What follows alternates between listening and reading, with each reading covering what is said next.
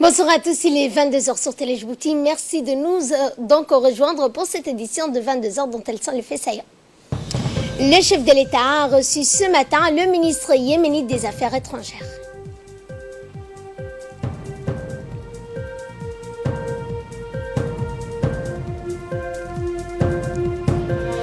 Et au Cameroun, proclamation des résultats de la présidentielle, c'est ce que nous verrons en fin de journée.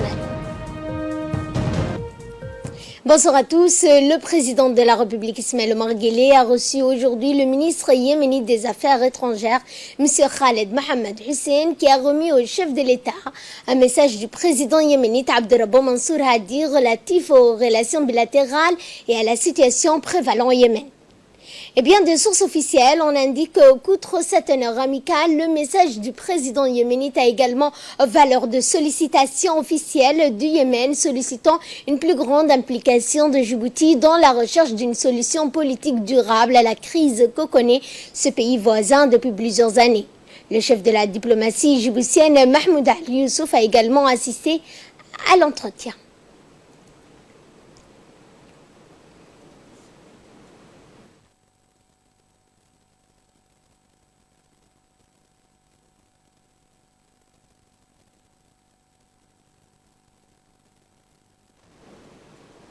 Et à l'issue de ces entretiens avec le chef de l'État, le ministre yéménite des Affaires étrangères s'est exprimé au micro de notre micro qui a mis à profit mon audience avec le président Guelleh pour le remercier du soutien continu qu'il apporte au peuple yéménite en proie à la guerre civile qui entraîne donc l'exode de milliers de personnes, dont certains ont trouvé refuge ici à Djibouti.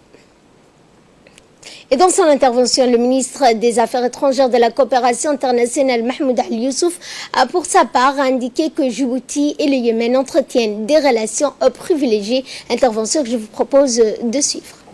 Son Excellence, Monsieur le ministre Khaled El-Yamani, ministre des Affaires étrangères du Yémen, est en visite de travail à Djibouti. Il est porteur d'un message de Son Excellence, Monsieur Abderrabou Mansour Hadi, président de la République du Yémen.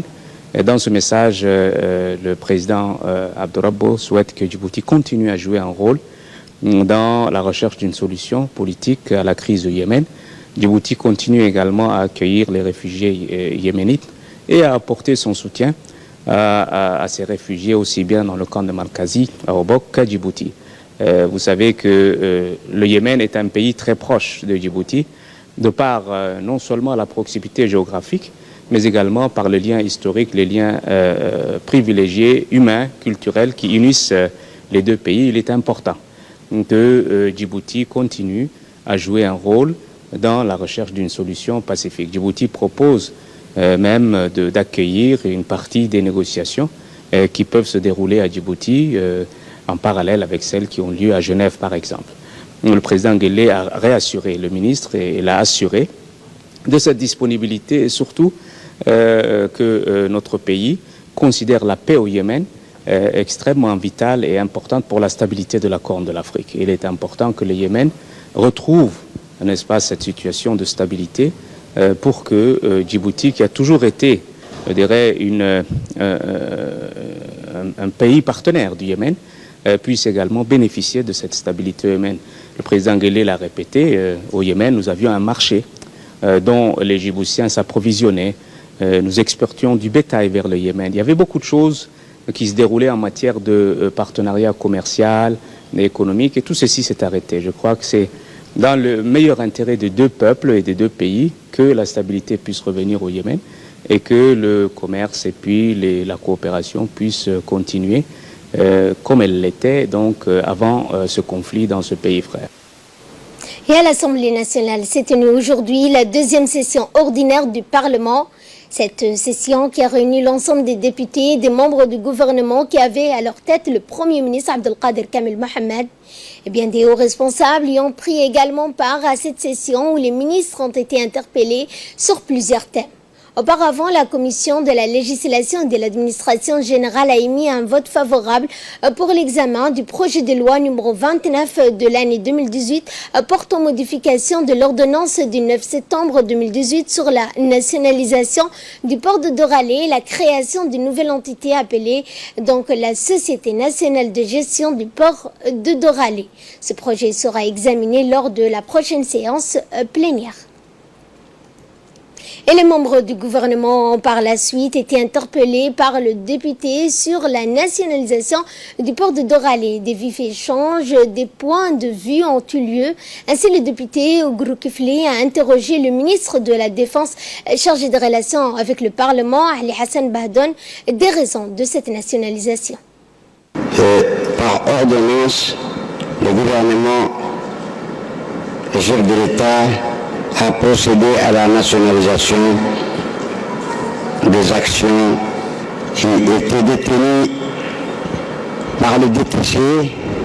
Pourquoi modifier une partie de l'ordonnance par une loi et pourquoi cette modification n'a pas été apportée par une autre ordonnance? Merci. Monsieur le Premier ministre, Monsieur le Président de l'Assemblée nationale, Mesdames et Messieurs les membres du gouvernement, honorables parlementaires, Mesdames et Messieurs, je salue le député Ougrou Kifli pour la question pertinente qu'il a posée. Je pense qu'il y a une explication logique. Nous avons une ordonnance qui a été élaborée pendant l'intercession parlementaire. C'est-à-dire, il n'y avait pas de possibilité de faire une loi puisque le Parlement n'était pas en session. Et il y avait une question d'urgence et d'intérêt général comme le prévoit la Constitution.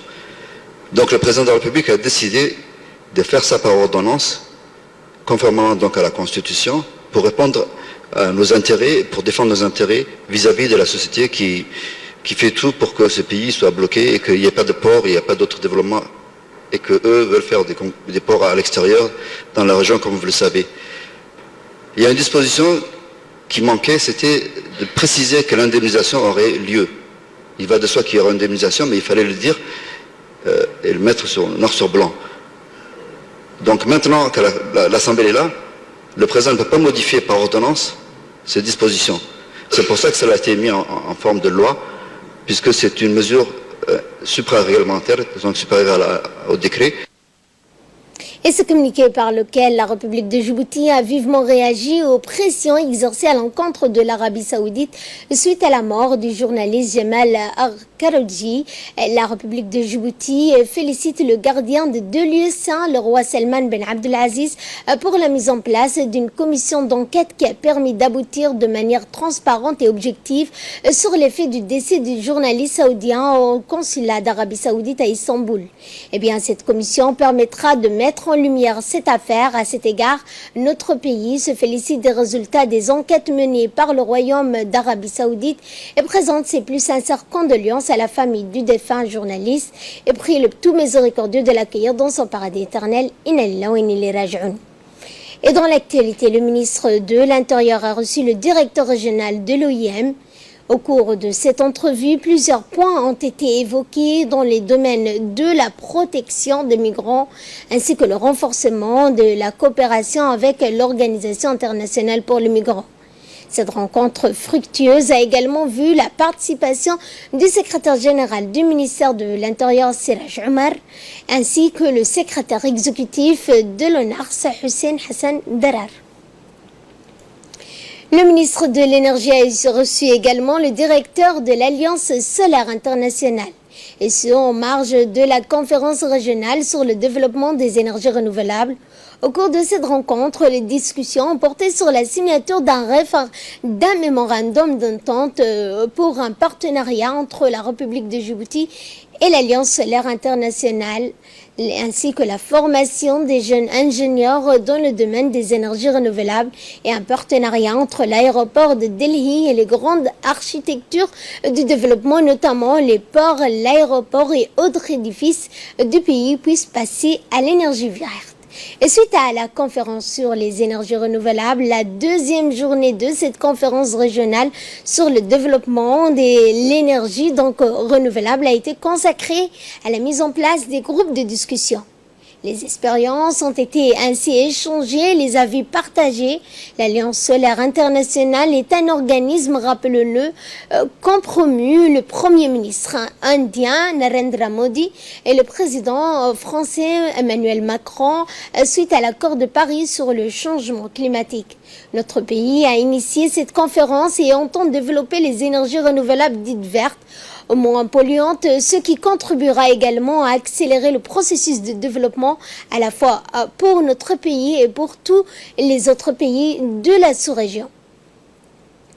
Également dans l'actualité, l'Agence nationale pour les personnes à besoins spécifiques a tenu ce matin une réunion de travail avec la ministre de la Femme et de la Famille sur le moyen de renforcer leur coopération afin de soulager les personnes souffrant d'un handicap ou à besoins spéciaux.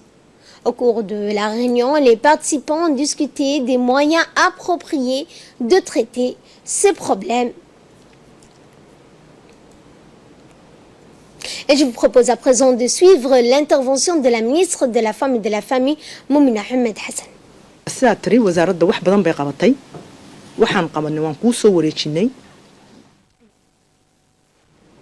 Et à l'INAP s'est clôturé l'atelier portant sur la gestion prévisionnelle des compétences et des emplois a eu lieu jeudi à l'Institut national de l'administration publique l'INAP. La session de formation a été organisée par le secrétariat exécutif chargé de la réforme de l'administration, l'INAP, au profit des responsables des ressources humaines et de l'administration publique. Cette session de formation a été dispensée par un expert de l'École nationale de l'administration publique du Québec. Cette formation avait pour objectif de traiter les méthodes afin de décrire et d'analyser les évolutions prévisibles de l'organisation et les impacts de celle-ci donc sur les effectifs, tant en nombre qu'en qualité. Des certificats ont été remis aux participants. Et dans le reste de l'actualité santé, les services de neurochirurgie de l'hôpital général Pelletier, dirigé par le docteur Dianka, a procédé à une intervention chirurgicale inédite dans le bloc de chirurgie spécialisée qui a été menée avec succès sur un patient djiboutien âgé d'une trentaine d'années.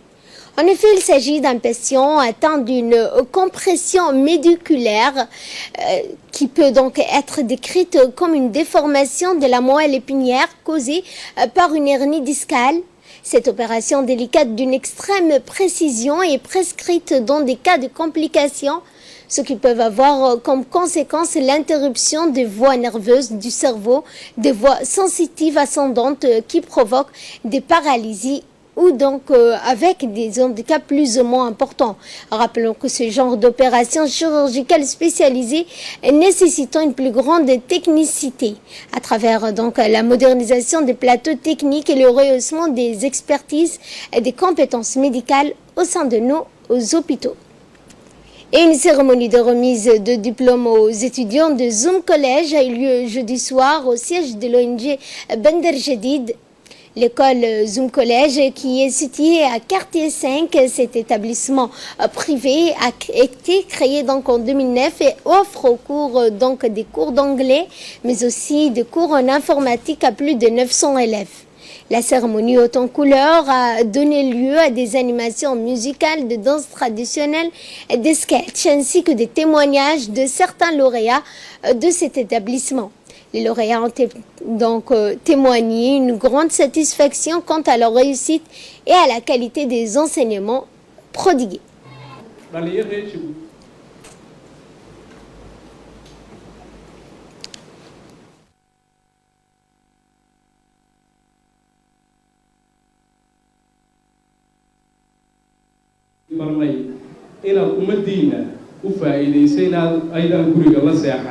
يعني wax macnaa ma sameynayso adigoo jaamacad ka soo baxay oo maaragtay guri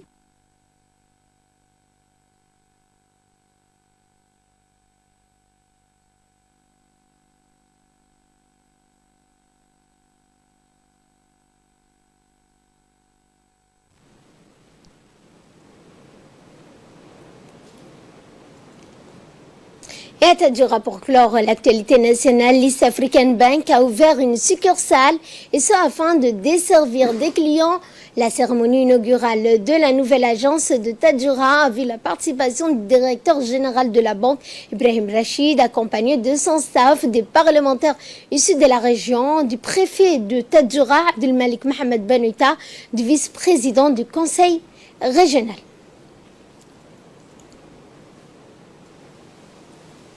Et de là, nous passons à ce qui domine l'actualité à travers le monde. Au Cameroun, la proclamation des résultats de la présidentielle. Et pour nous en parler, donc, Samatar Saïd, bonsoir Samatar. Bonsoir Ferdous, bonsoir à vous. Qu'en est-il donc de la proclamation de ces résultats de la présidentielle au Cameroun? Eh bien Ferdous, le président Paul Biya est donné vainqueur dans les 9 régions sur les 10. Il a remporté largement dans 3 départements du septentrion. Il l'emporte aussi largement dans le centre et dans l'est, et obtient 92,91% des voix dans son fief du sud. Seul le littoral, dans le chef-lieu, et Douala, la capitale économique, a échappé au président sortant, le candidat de l'opposition Maurice Kamto, qui avait revendiqué la victoire au lendemain du scrutin, y est donné vainqueur avec 38,60 des suffrages. Maurice Kamto, qui selon ses résultats officiels arrive en deuxième position avec 14,23. Il a été, le président Paul Biya est devenu vainqueur aussi ce soir après plus de 4 heures de proclamation des résultats. Depuis ce matin, Ferdous, en tout cas, il y a une forte déploiement sécuritaire et visible à Yaoundé et à Douala, où la police anti-émeute et la gendarmerie se sont déployés. À 85 ans, le chef de l'État camerounais qui a décroché un nouveau mandat et fait un peu moins bien qu'en 2011, quand il a été réélu avec 78% des suffrages, Ferdous. Nous allons ce matin parler de l'épidémie d'Ebola, notamment en République démocratique du Congo, où l'Union européenne demande de redoubler d'efforts. Eh bien oui, Ferdous, l'épidémie du virus Ebola qui a fait au moins 135 morts depuis août en République démocratique du Congo n'est pas encore sous contrôle, raison pour laquelle la Commission européenne a débloqué, rappelons-le, 7,2 millions d'euros supplémentaires. Les efforts européens face à cette crise s'élèvent ainsi à 12,83 millions d'euros en 2018. Le soutien de l'Union européenne comprend l'expertise, la technique et les services aériens humanitaires. Le financement de l'Union européenne doit aider les organisations partenaires sur place à déployer ses capacités. Cette 10e épidémie d'Ebola sur le sol congolais est déclarée le 1er août à Mangina dans la province du nord du Kivu, dans l'est du RDC. Et depuis, l'épicentre de l'épidémie s'est déplacé à Béni. L'épidémie Ebola, la plus grave de l'histoire, a frappé l'Afrique de l'Ouest entre fin 2013 et 2016, causant en plus 11 300 morts sur les quelques 29 000 cas recensés, et plus de 99% des Guinéens ou Libériens, Sierra Leone. L'OMS, à cette époque, avait alors été vivement critiqué pour la lenteur de sa réaction, Ferdous. Et en Syrie, ça m'attend le renfort de troupes autour d'une banlieue, notamment à Alep. Eh bien oui, Ferdous, l'armée syrienne a envoyé d'importants renforts à Alep, où les djihadistes tiennent la banlieue d'Al-Azra, à l'ouest de la ville. Ces déploiements de troupes intervient après que le refus par les groupes d'armées se retire dans cette zone stratégique, Ferdous. Pour la 10e fois au moins une semaine, important convoi de l'armée syrienne et ainsi que comprenant des blindés, des chars ont été aperçus dirigeant vers la ligne du front à l'ouest d'Alep. Le groupe Hayat al-Tahrir al-Sham, l'ancienne branche d'Al-Qaïda en Syrie, tient encore la grande banlieue d'Al-Azra. Les renforts envoyés en sud syrien ont rejoint les unités de la garde républicaine déployées dans le secteur depuis 2012. Le renforcement du groupe gouvernemental dans cette région intervient après le refus des djihadistes et a évacué leur position à Al-Azra le 15 octobre au plus tard, comme leur a enjoint l'armée syrienne. Mais Ferdous, les deux camps ont commencé à amasser des troupes et les renforts envoyés par l'armée syrienne laissent penser qu'une opération Ferdous militaire pourrait être déclenchée dans les prochains jours. Sur ce front relativement calme depuis l'hiver Ferdous 2016. Et ce matin, pour terminer, nous allons à Taïwan, où l'accident du train reste toujours inexpliqué, même si le nombre de victimes est revu à la baisse. Eh bien oui, Ferdous, 24 heures après le tragique accident, le pays s'interroge sur les causes de cet accident dramatique. Sur ces images amateurs qu'on vient de voir, quand vous voyez sur les images, on voit des passagers qui brisent les fenêtres pour venir aider aux victimes bloquées dans les wagons. Les autorités ont revu la baisse. Aujourd'hui, le nombre de victimes à 18 morts au lieu de 22. Mais quelques personnes sont toujours portées disparues et près de 200 passagers ont été blessés. Les recherches se poursuivent. Les Puyuma Express transportaient, rappelons-le, 366 personnes au moment de l'accident. Les 8 wagons ont déraillé. Les rescapés parlent tous d'une vitesse excessive et de vibrations intenses. Le président taïwanais s'est rendu sur le site de l'accident, la pire catastrophe ferroviaire à Taïwan depuis 30 ans. Merci Samantha pour tous ces éclaircissements. Merci à la régie. Merci également à vous de nous avoir suivis. Excellente soirée à toutes et à tous.